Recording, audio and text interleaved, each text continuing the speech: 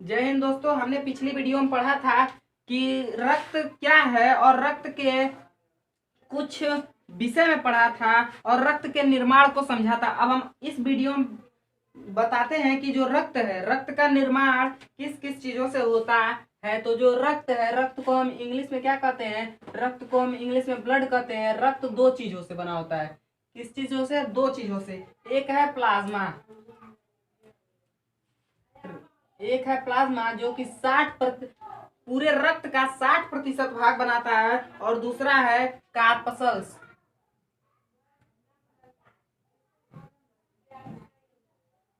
या रुधिराणु। कार्पसल्स या रुधिराणु जो कि रक्त का शेष 40% भाग होता, जो कि रक्त का शेष 40% भाग होता है। जो प्लाज्मा है, जो प्लाज्मा है वो लिक्विड पार्टिकल होता है। क्या होता है? लिक्विड पार्टिकल, यानी कि लिक्विड कण होता है। जो प्लाज्मा है वह लिक्विड पार्टिकल होता है, परंतु जो कार्पसल्स यानी कि रुधिराणु हैं वे हार्ड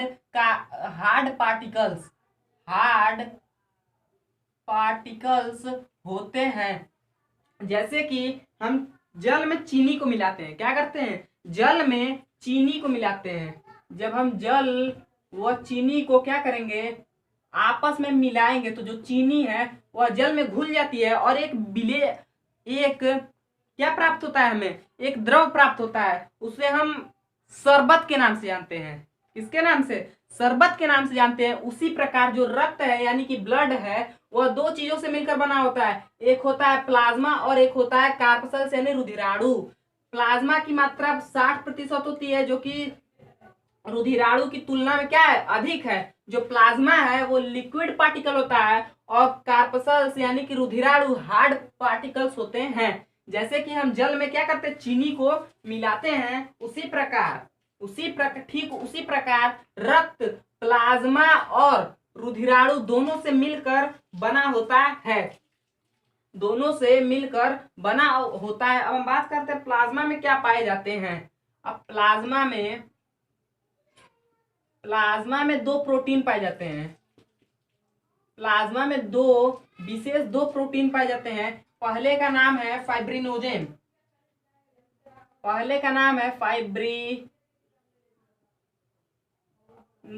प्रोटीन, और दूसरे का नाम है प्रोथ्रोम्बिन।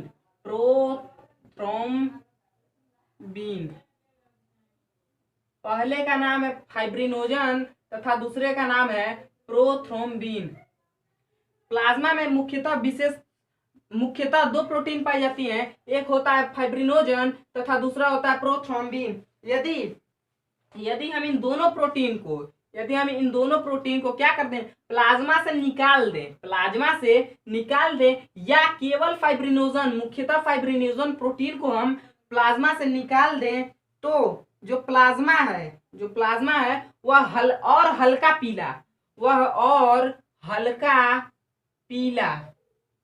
हल्का पीला तथा पतला हो जाता है। क्या हो जाता है? हल्का पीला तथा पतला हो जाता है। अर्थात हम यह कह सकते हैं कि जो फाइब्रिनोजन प्रोटीन है, या दोनों प्रोटीन फाइब्रिनोजन तथा प्रोथ्रोम्बिन, वह प्लाज्मा को गाढ़ा बनाने में मदद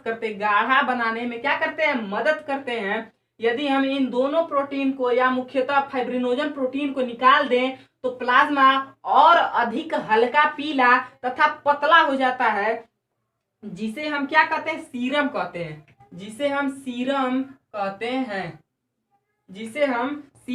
हैं। अधिकांश बीमारियों में बीमारी की जांच इसी सीरम के द्वारा होती है। अब हम बात करते हैं रुधिराणु की। किसकी? रुधिराणु की।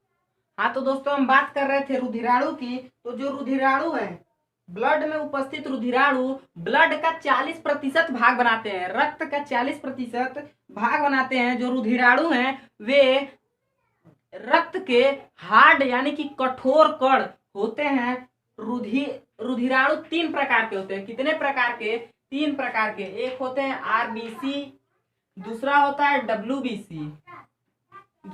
डब्ल्यूबीसी तथा तीसरा होता है प्लेटलेट्स।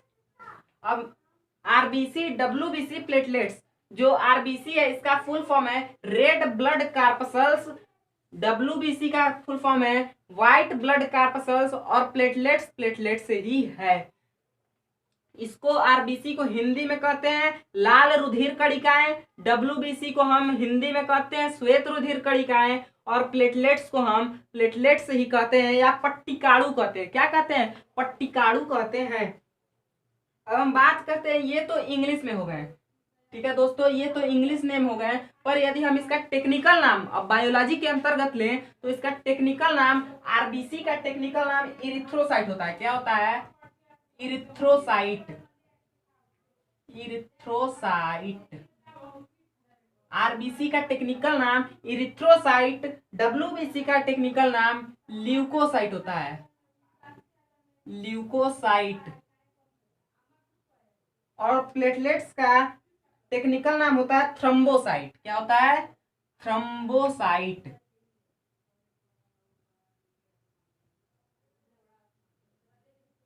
तो दोस्तों हम बात कर रहे थे आरबीसी का टेक्निकल नाम इरिथ्रोसाइट्स, डब्ल्यूबीसी का टेक्निकल नाम ल्यूकोसाइट, और प्लेटलेट्स का टेक्निकल नाम थ्रोम्बोसाइट होता है।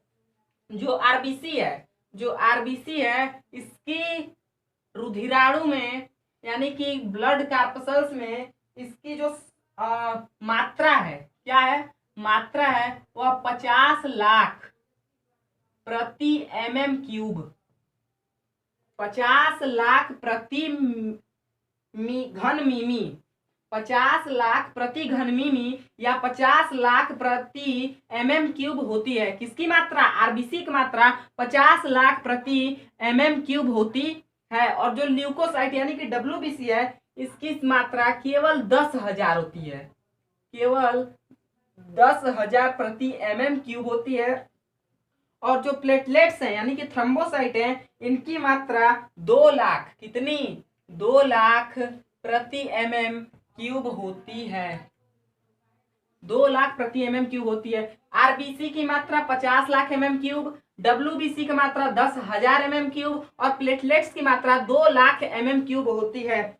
अब हम जीवन काल की बात करते हैं तो जो आरबीसी है, आरबीसी यानी कि रेड ब्लड कार्पसल्स है, वे अधिकतर 120 दिन तक जीवित रह सकते हैं।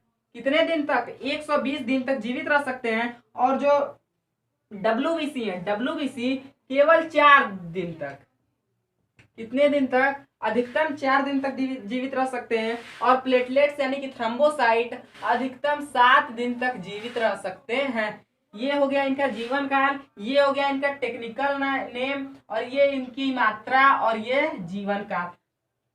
पुनः एक बार बताते हैं, जो रुधिराणु है 3 प्रकार के होते हैं, आरबीसी, डब्ल्यूबीसी, प्लेटलेट्स। आरबीसी का टेक्निकल नाम इरिथ्रोसाइट्स, डब्ल्यूबीसी का टेक्निकल नाम ल्यूकोसाइट, और प्लेटलेट्स का टेक्निकल नाम थ्रोम्बोसाइट होता है।